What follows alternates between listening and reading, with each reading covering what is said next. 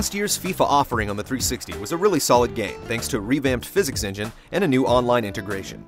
But it still lagged behind the PlayStation 2 version in the features department, particularly with the unique interactive league setup. Now, in the third year of FIFA's next-gen run, the game finally feels like it's finished. It is a sad commentary on the state of sports games in the 360 PlayStation 3 era, but at least it's finally there.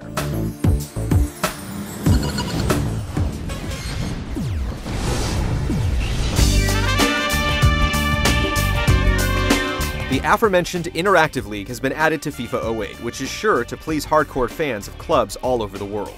Basically, any game you play with any club in this mode will count towards the worldwide standings of said club across the entire platform. It's a really interesting way to build a larger online community around the game, something that's really important for the product's longevity, particularly on the Xbox 360. It's a goal and then level! There's also the new Be a Pro mode, where you select a single player and try to make him a legend.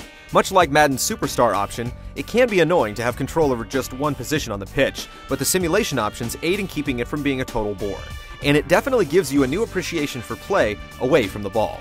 There are even helper prompts to keep you from getting too far out of position.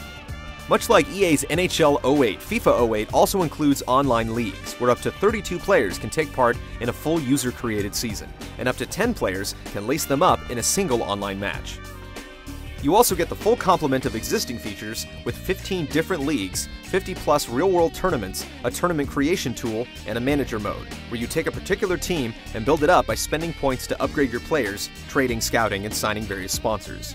There's almost too much to do in FIFA 08, and EA's international take on football has finally matched Big John's North American iteration. It's a goal, they've scored here, and they are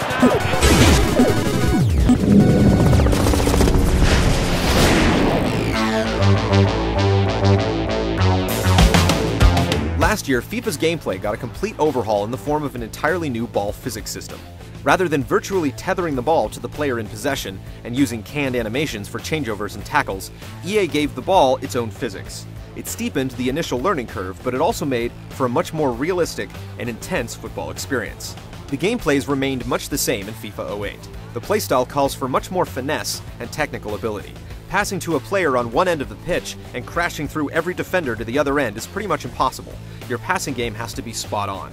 Playing defense makes a lot more sense, as simply getting in front of the play is sometimes enough to break up a rush. And as usual, liberal use of the slide tackle is a good way to get a red card. So he's going to be sent off here, yes? In a nod to EA's other sports franchises, FIFA 08 comes complete with signature moves using the left shoulder button, and accurately timing them in succession creates a flurry of maneuvers that can be almost impossible to stop. Sprinting has also been intelligently handled, with players lacking shot and passing control until you take the time to slow down. It's the little things that count in FIFA 08, and the gameplay has been finely tuned to be more realistic and thrilling at the same time. He's in on goal! Rooney!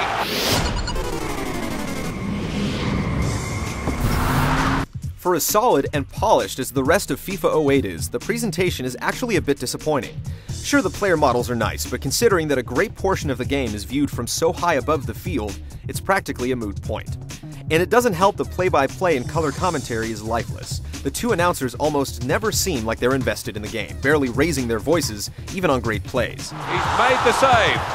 And the color commentator, in particular, sounds like he's been interrupted from doing something far more exciting. Well, that's the end. It's time to sign off here. Competition has a way of facilitating change, and it's obvious that the success of Konami's Winning 11 franchise has sparked a creative renaissance at EA. The series has finally reached its next-gen potential with a gang of new modes and gameplay tweaks that make the experience much more realistic and skill-based. There's a steeper learning curve to overcome, but it's worth it to finally cast aside the 16-bit pass-pass-shoot trappings the FIFA series has endured for far too long.